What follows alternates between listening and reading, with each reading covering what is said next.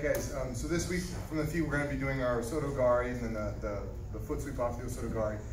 Just look at the video, like it should already be up, maybe even a couple of videos of the same similar stuff. So we're going to look at maintaining side control and attacking from side control. So the first thing we're going to look at is just kind of holding this head and arm side. So this hand under the head, I want to have those fingers in the armpit here, and my left hand is really important how I hold this left hand.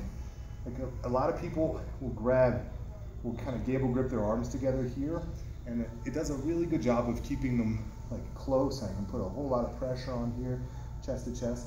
But if you have a guy that moves really well or bridges really strong, if he starts to bridge and roll this way, here, my hand is immediately stuck. And so those guys that are good at it, it's definitely not most people in jiu-jitsu, but they're usually the biggest like size discrepancy guys. So if you're a smaller person, you hold this way, and you're holding a bigger person here, you want to make sure that you're able to base out. So your hips are basically going to kind of melt like an ice cube. My left hand is going to post out here. So if he tries to take me to the side, I can push back. And sag my hips a little bit, push back, and then back to holding my normal side control position. So we're going to look at mounting from this position and then the Kung Fu choke this week. So mounting, I'm going to walk my hips and turn his hips away here. And I'm going to slide up. I want to get my knee like pretty much underneath his head and hold really tight here. This should be hard for him to move in this position. I'm going to keep my hand and kind of scoot it away a little bit. Elbows in close, plant my face. I'm going to drop my knee from the hip to the floor. Now, let's kind of turn a little bit.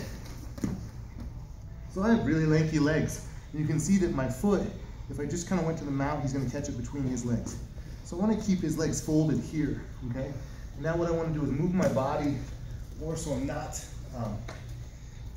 cross on it, so I'm more parallel. I'm going to flop my foot out and pass it over to the side control, or mounting. One more time. So I'm here, turn the hips, slide it. Once I get here, I feel solid on mounting. Put my head down and squish the face with my chest, drop my foot on my knee, keep the foot hooked. Turn, flop, and then back into mount control here. Okay, so now we're gonna look at a choke that I learned in, actually let's make a separate video for that. So that's gonna be our mount.